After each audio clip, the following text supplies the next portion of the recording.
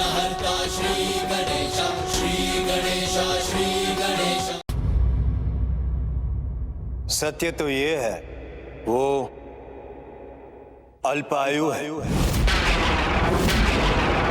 सत्यवान के पास केवल 1 वर्ष की आयु ही शेष है।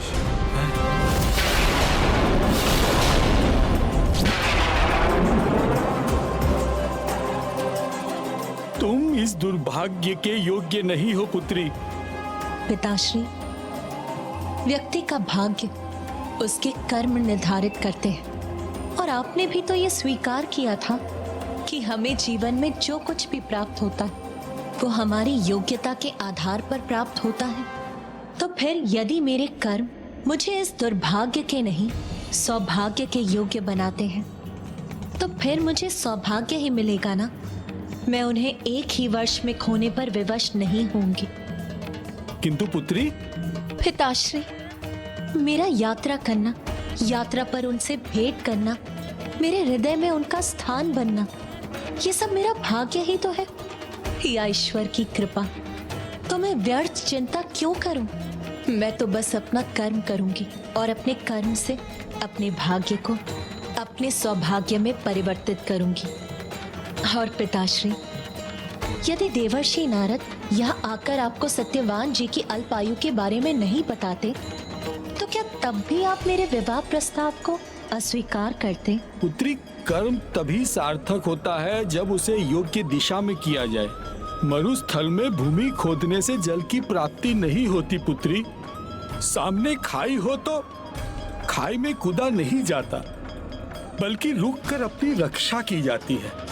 और मेरी पुत्री दुर्भाग्य के खाई में कूदने का निर्णय ले रही हो, वो मैं उसे कैसे करने दूं? पिताश्री, जिसकी रक्षा ईश्वर करते हैं वो खाई में कूद कर भी जीवित बाहर निकलते हैं। भविष्य के पलों की चिंता में अपना वर्तमान व्यर्थ करने का क्या लाभ? और फिर वैसे भी भविष्य में क्या है ये कौन जानता है? संभव है उनके भाग्य में अल्पायु होना लिखा हो, किंतु ये भी तो संभव है कि मेरे भाग्य में मेरे पति दीर्घ आयु हो। किंतु पुत्री, पिताश्री, आपने मुझे वचन दिया था कि आप मेरे निर्णय को स्वीकार करेंगे। वो स्वयं अपनी बुद्धि से अपने योग्य वर ढूंढ लेगी और वो जिसका भी चयन करेगी, मैं वचन देता हूँ, ना नहीं कहूंगा। परंतु पुत्री, माँ, एक माँ का हृदय कितना विशाल और कोमल होता है ये मैं भली भांति जानती हूँ। और आप एक माँ होकर एक माँ के हृदय को समझने में असमर्थ हो रही हैं। माँ, मैं आपको माता गायत्री के वरदान से प्राप्त हुई हूँ और आप उनकी ही कृपा पर संदेह कर रही हैं। जैसे आप माँ होकर मुझे दुखी नहीं देख सकती, वैसे ही मुझे पूर्ण विश्वास है कि माता भी आपको दुखी नहीं होने देंगी। इसीलिए माँ, मुझे सत्यवान जी से विवाह करने की अनुमति दीजिए।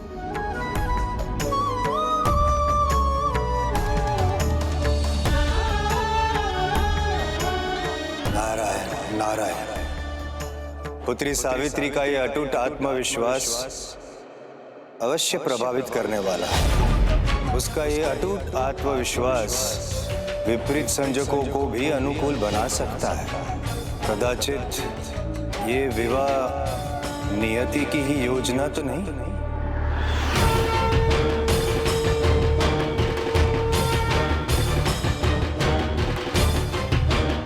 तो क्या महाराज अश्वपति ने अनुमति दे दी? नारी के निश्चय की दृढ़ता के आगे कोई भी नतमस्तक हो जाता है। माता सावित्री के आत्मविश्वास को देखकर महाराज को भी उनकी इच्छा के आगे झुकना पड़ा और शुभ मुहूर्त देखकर उन्होंने माता सावित्री और सत्यवान जी का विवाह संपन्न करवा दिया।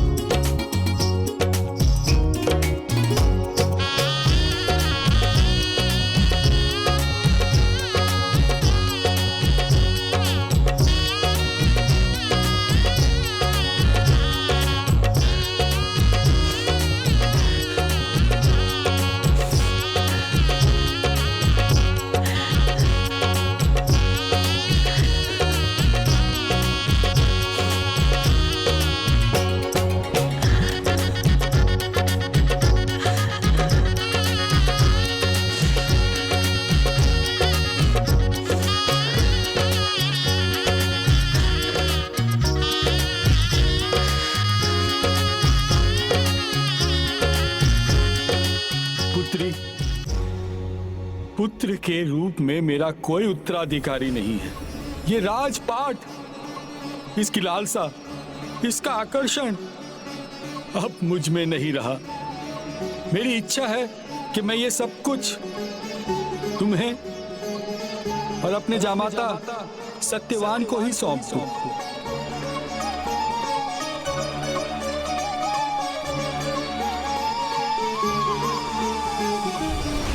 नहीं पिताश्री, आपके मन के भाव में और मेरे स्वामी भली भांति समझते हैं, किंतु आपसे ये भेंट स्वीकार करना मेरे पति और उनके परिवार के लिए अपमान होगा।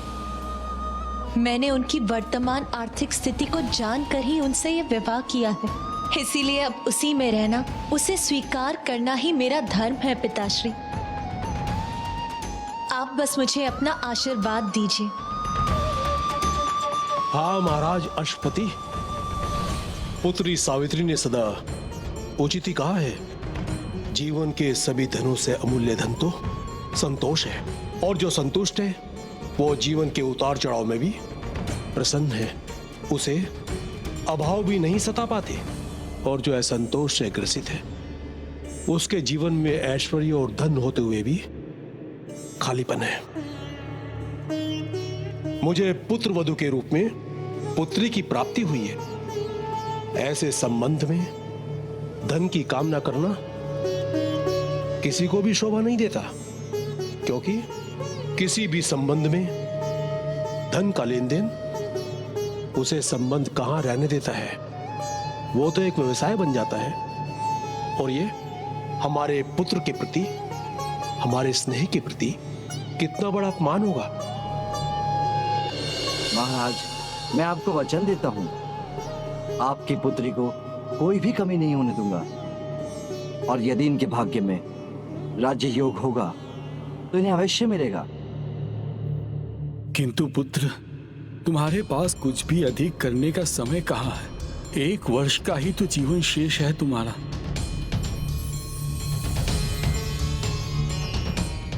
माता सावित्री की जितनी भी प्रशंसा की जाए कम है।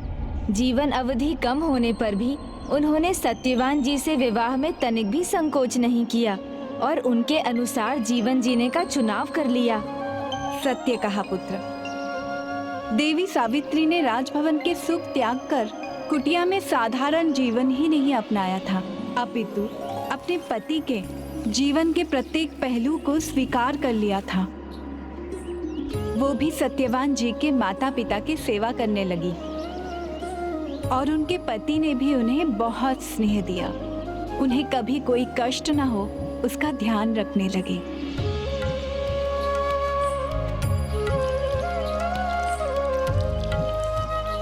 किंतु शंका के जो विचार देवर्षि नारद ने उनके मन में बो दिए थे, वो तो अब भी उनके मन में थे, किंतु उन्होंने कभी उन विचारों को बाहर नहीं आने दिया। दिन भर वो सभी के साथ रहकर सदैव मुस्कुराती रहती थी।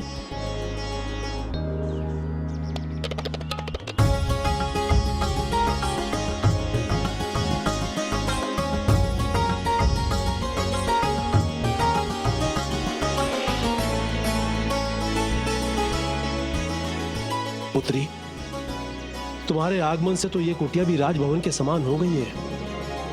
अब तो राजपाट की भी याद नहीं आती। दुख तो लेश मात्र नहीं रहे अब।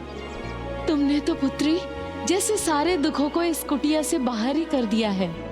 अब तो बस एक ही इच्छा है कि मृत्यु से पहले एक बार स्वयं तुम्हें अपनी नेत्रों, अपनी दृष्टि से देख पाती। माँ, आपने अपने हृदय में मेरी जो छवि बनाई है, मान लीजिए मैं सर्वथा वैसी ही हूँ। उन्हें ज्ञात था कि उनके परिवार में सबके हृदय में क्या चल रहा था, किंतु उनके मन का उथल पुथल कदाचित किसी को ज्ञात नहीं था। भोर होने पर सभी के उठने से पहले सबसे छिपाकर ब्रह्म मुहूर्त में ही वो वट वृक्ष के पूजन कर लेती थी, जिससे परिवार में कभी किसी को कोई चिंता ना हो।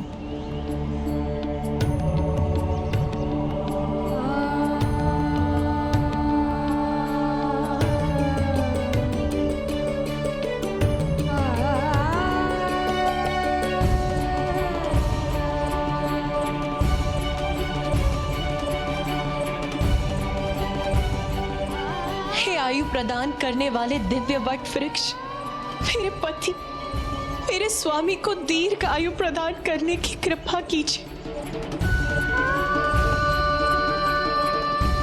सावित्री,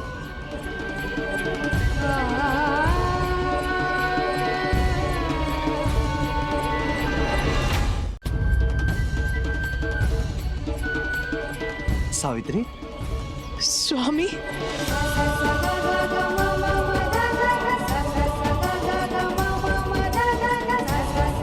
जब रात्रि में सब निद्रा में खो जाते तो वो अपने स्वामी की दीर्घायु के लिए माँ गायत्री की पूजा करती। उन्हें सदा ध्यान रहता कि एक वर्ष में कितने दिन बीत चुके थे और कितने शेष थे।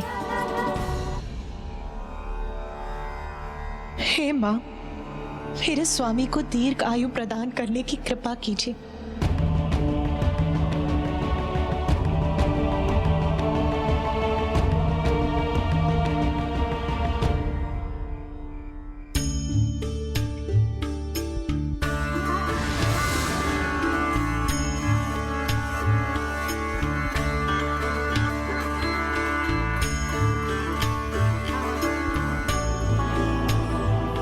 और इसी प्रकार समय बीतता चला गया।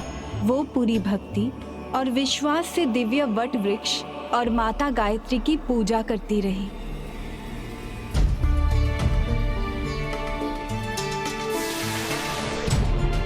माँ, अब तो वर्ष समाप्त होने में 4 ही दिवस शेष हैं। माँ, मुझ पर कृपा कीजिए, मेरे सुहाग की रक्षा कीजिए, मेरे स्वामी को दीर्घ आयु प्रदान कीजिए। माँ,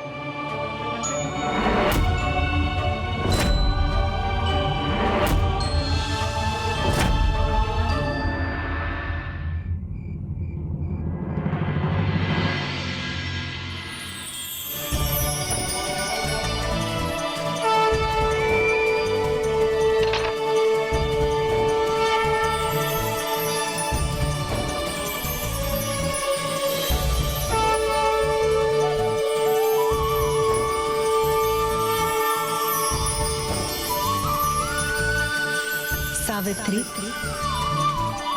उठो पुत्री। माँ, माँ आप आ गई। आपने मेरी पुकार सुन ली। माँ, अपनी संतान की गुहार माँ अवश्य सुनती है। मुझे तुम्हारे कष्ट का कारण ज्ञात है पुत्री। तुम्हारे पति के जीवन के 4 ही दिन शेष। माँ, किंतु पुत्री, एक पति धन परायणा में नियति को बदलने की शक्ति होती है। कैसे माँ बताइए, क्या करूं मैं इस नियति को बदलने के लिए? पुत्री, अगले 3 दिन जेठ माह की 13, 14 और पूर्णिमा है। अखंड व्रत के लिए सर्वोत्तम दिन है ये। यदि तुम वट वृक्ष के सामने अन्न जल त्याग कर 3 दिन का उपवास करो और चौथे दिन पारण करो, यदि तुम अपने इस व्रत में सफल हुई तो तुम अन्य पतिव्रताओं के समान संसार में एक अद्भुत उदाहरण प्रस्तुत करोगे। हाँ माँ, हाँ, मैं अवश्य ये व्रत करूंगी, अवश्य करूंगी ये व्रत। माँ, पुत्री, क्या हुआ पुत्री? माँ, माँ, पुत्री, क्या हुआ पुत्री? सब कुशल तो है? तो ये मात्र मेरा एक स्वप्न था।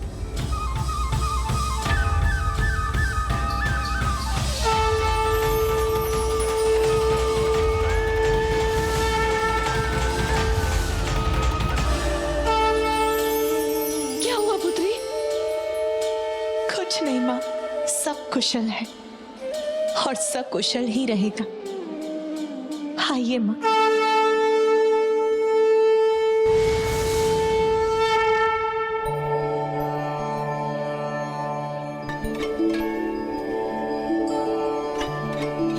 अब एक ओर देवी सावित्री अपने पति और अपने सास ससुर की अनुमति से 3 दिनों के निर्जला व्रत में लीन हो गई।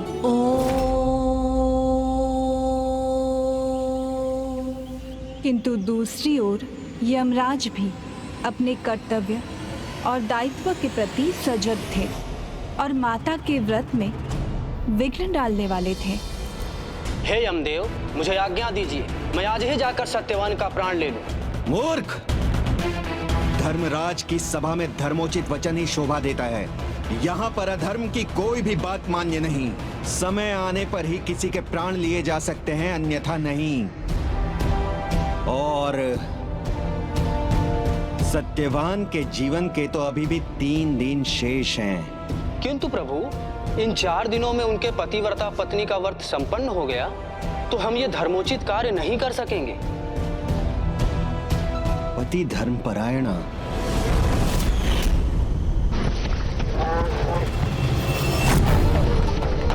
जब एक पति धर्मपरायणा साध्वी के वचन के विरुद्ध सूर्यदेव उदित नहीं हो सके, तो आप एक अन्य पति धर्मपरायणा साध्वी द्वारा रचित सुरक्षा कवच को कैसे भेज सकते हैं? पति धर्मपरायणा नारी के सामर्थ्य का ज्ञान तो मुझे पहले भी मिल चुका है। जाओ, इतनी कड़ी परीक्षा लो देवी सावित्री की कि उनका 3 दिनों का अखंड व्रत पूर्ण ना हो पाए। यही उनकी पति धर्मपरायणता की परीक्षा है। इस प्रकार जो व्रत देवी सावित्री ने आरंभ किया था, उसी में बाधा डालने का निश्चय यमराज ने किया और देवी सावित्री के पास तो बस यही 3 दिन थे।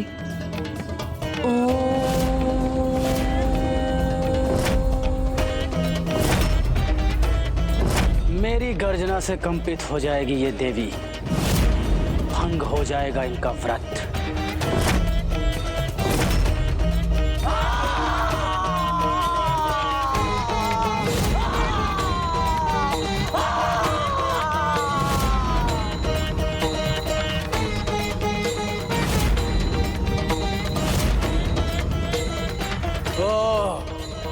कदाचित इतनी सरलता से नहीं होगा ये कार्य, मुझे और शक्ति का प्रयोग करना होगा।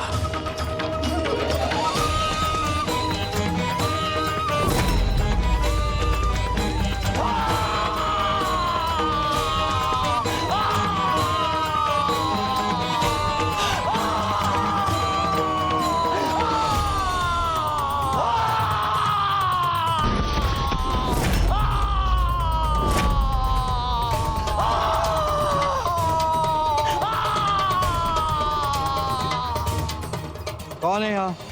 किसकी गर्जना है ये?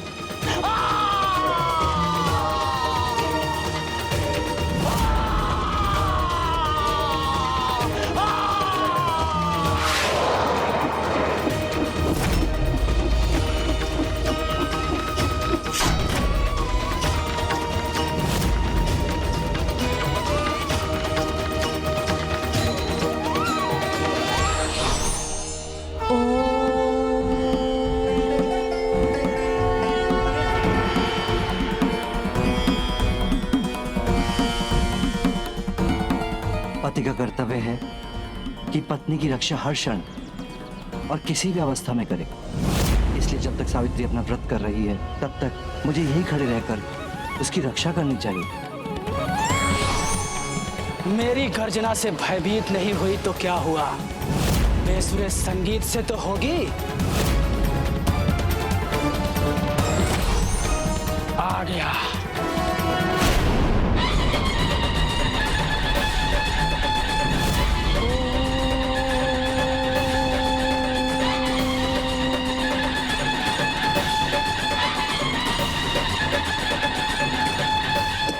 कष्टवानी कहां से आ रहे हैं?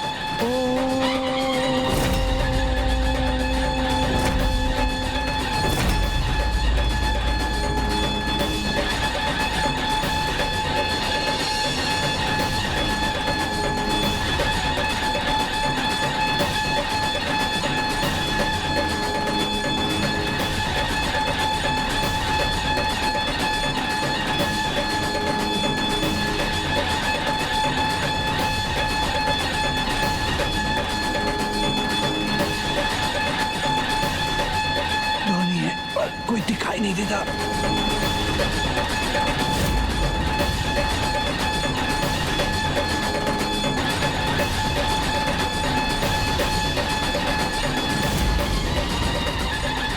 सत्यवान जी यमदूत को ढूंढ रहे थे। उधर यमदूत माता के चारों ओर घूमकर कर्कश ध्वनि उत्पन्न करते करते थक रहे थे, किंतु माता का ध्यान तो स्थिर था। उन पर इस पूरे क्रियाकलाप का, इस ध्वनि का कोई प्रभाव नहीं पड़ा। उनकी एकाग्रता भंग नहीं हुई। अब और से नहीं होती ध्वनि।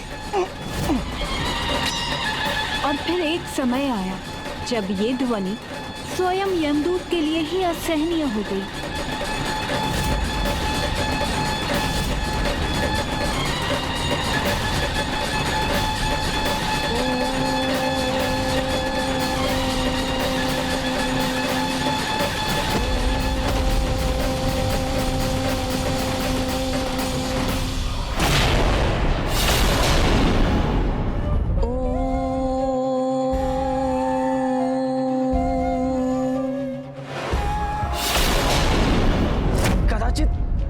ये मेरे बस में नहीं है।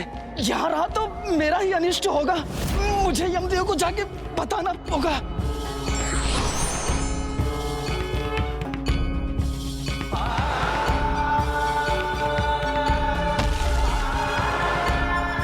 भयंकर कर्कश ध्वनि तो रुक गई।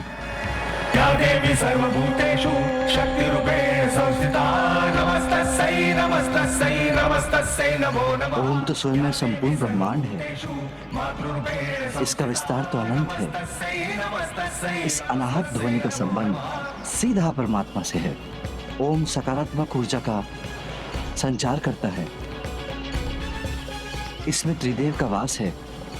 भूलोक, भवलोक और स्वर्गलोक इसके प्रतीक मात्र हैं।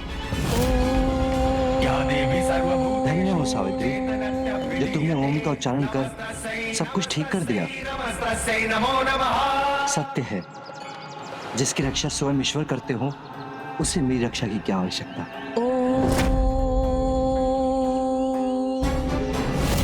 तुमने एक दिन पूर्ण व्यर्थ कर दिया। इसका दंड तो तुम्हें मिलना ही चाहिए। क्षमा प्रभु क्षमा। मैंने पूरा प्रयास किया, किंतु उन देवी की अखंड व्रत की दृढ़ता के आगे मैं विवश हो गया। अभी 2 दिन और हैं व्यर्थ करने के लिए। नहीं, मेरा अर्थ है अभी 2 दिन और है और प्रयास करने के लिए। आपके आदेश का पालन अवश्य करूंगा। इस बार मेरे पास और भी उत्तम युक्ति है। कल ऐसा दुर्गंध फैला दूंगा वहां कि कोई टिक नहीं सकेगा। देवी सावित्री को वहां से जाना ही होगा।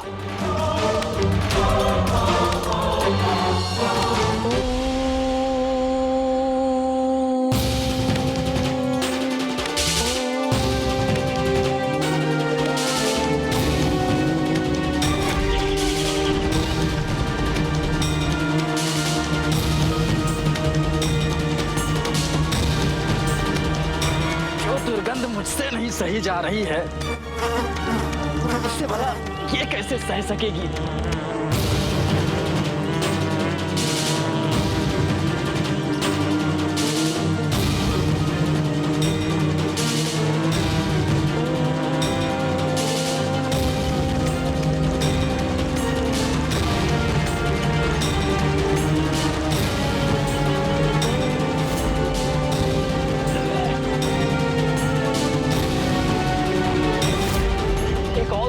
मेरे पास यदि तब भी उनका ध्यान भंग नहीं हुआ तो मैं मधुमक्खियां भेज दूंगा।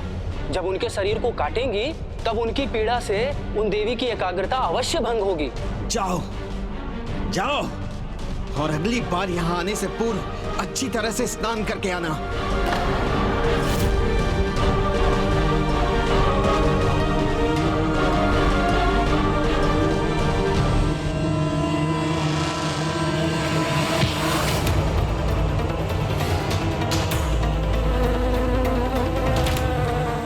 मेरी ये युक्ति विफल नहीं हो सकती।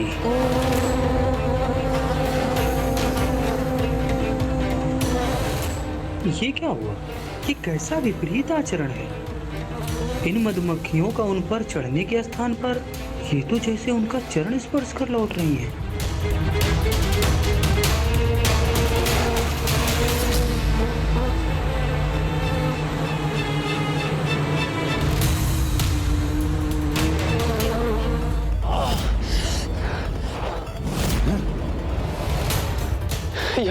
यमदेव, अभी एक ब्रह्मास्त्र युक्ति है मेरे पास। उस संपूर्ण स्थान को ऐसे धूम्र से भर दूंगा कि सांस लेना भी कठिन हो जाएगा। कुछ सफल हो या ना हो, किंतु यह युक्ति असफल नहीं हो सकती, क्योंकि सांस के बिना जीवन नहीं, और अपने जीवन की रक्षा तो हर कोई करता है। उचित है, जाओ।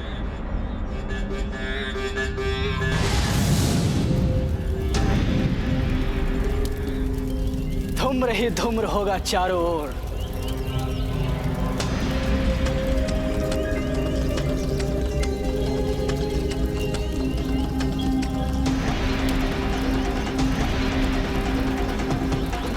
दिखाई भी नहीं दे रही है। कदाचित धूम से प्रभावित होकर वो यहाँ से चली गई।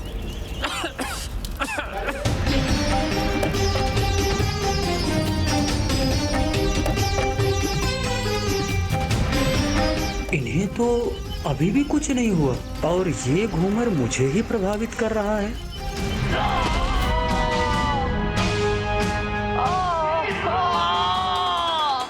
यमदेव के दूत हो तुम, और एक छोटा सा कार्य नहीं कर पाए। तुमने दूसरा दिन भी व्यर्थ कर दिया और अपनी दुर्दशा कर दुर्गंध लेकर मेरे सामने आ गए।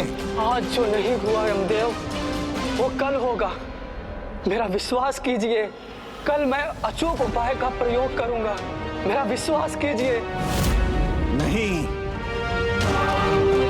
कल तुम नहीं, मैं स्वयं जाऊंगा।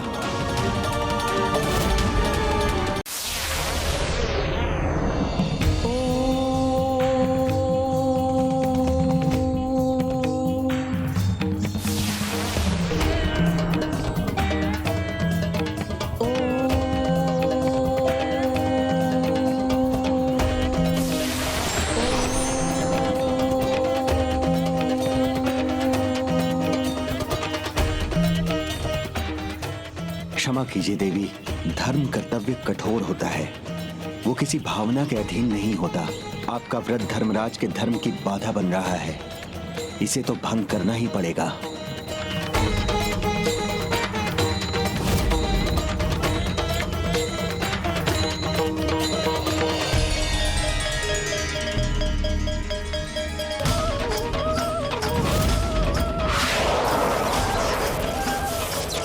अब देवी सावित्री कदापि स्थिर नहीं रह सकेंगी।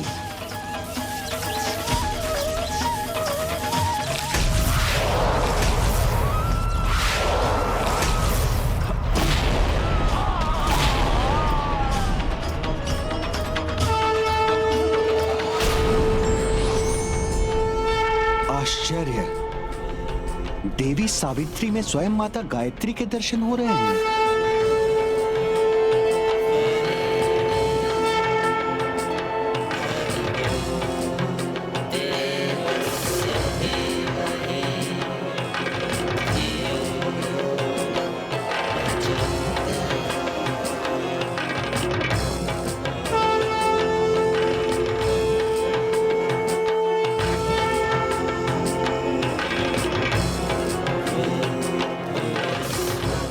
यमदेव, कुछ कीजिए प्रभु, दिन बीता जा रहा है। अरे आप मेरी बात क्यों नहीं सुन रहे हैं प्रभु?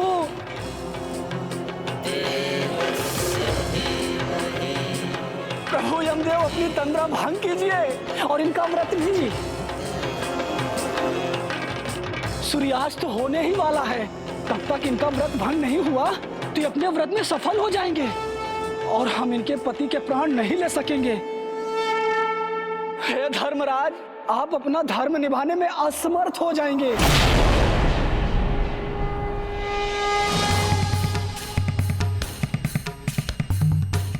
ये कैसा भ्रम हुआ था मुझे?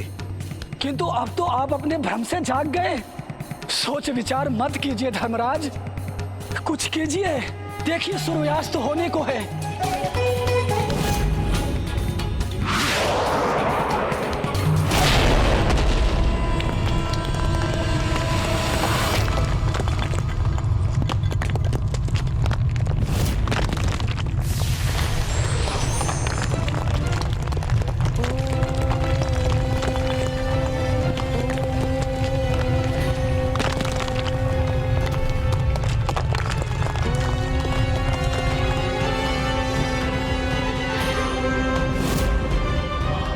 ये तो अब भी सुरक्षित है। विश्वास नहीं होता, मेरा ये प्रयास विफल कैसे हो गया।